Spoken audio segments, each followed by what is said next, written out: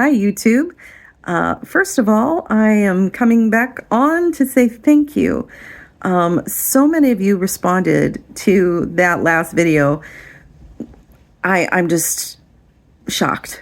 And I'm also overwhelmed and grateful that you have trusted me with your stories and with feeling like I'm a safe place for you to vent, but also for you to express who you are as queer people. And I'm so honored by that. I myself, I am a lesbian.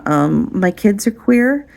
And, it's one of the things that we do, because my oldest and I have a podcast. One of the things that we do is try to ensure that we are always a safe space for people to express themselves. So thank you. Thank you for trusting me. And also, I wanted to address an issue that one commenter brought up today, and that I thought was just so true. And I had forgotten that the Duffers had mentioned in an article that, when they were growing up, there wasn't such a thing as shipping, which is blatantly untrue.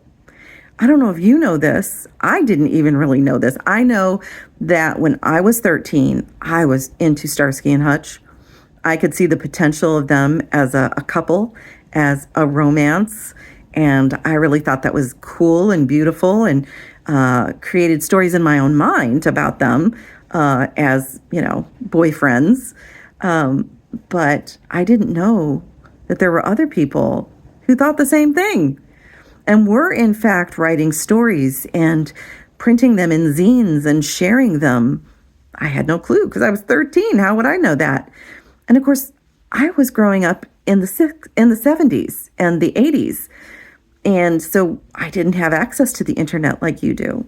So I didn't find out that there were stories being written and published and shared by so many creative and talented people until I was married and had children and had an actual access to a computer in the mid to late 90s. And that's where I found the archives. That's where I found out about fan fiction and fandoms and slash fiction, which got its start, by the way, with Kirk and Spock. In fact, that's what coined the phrase slash fiction, was because the original writers of the fan fiction for Kirk and Spock, when it was romantic, and they were put together as a romantic pair, they used a slash to between their names to indicate the type of story that the person was going to be reading.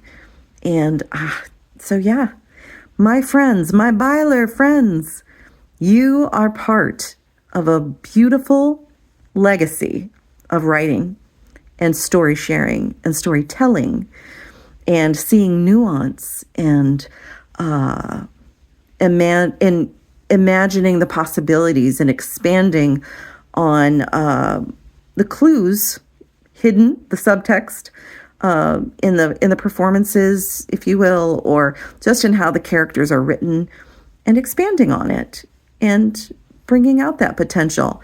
And that's amazing. That's beautiful. And it's so wonderful that now, because we have the internet, we have social media, you can build these communities where you can come together and share your stories, share your art, talk, come up with theories. It's amazing. It's amazing.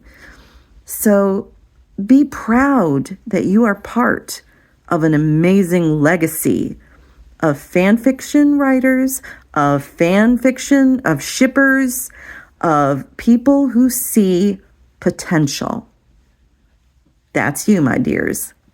So don't let anybody gaslight you into believing that what you saw in Stranger Things between Will and Mike was not real, because they gave us those context clues. They gave us that subtext and those clues to follow, and you took it and ran with it and came up with amazing theories and beautiful stories. And you can continue to do that too, because just because the story's over doesn't mean the story's end. That's what fan fiction is all about.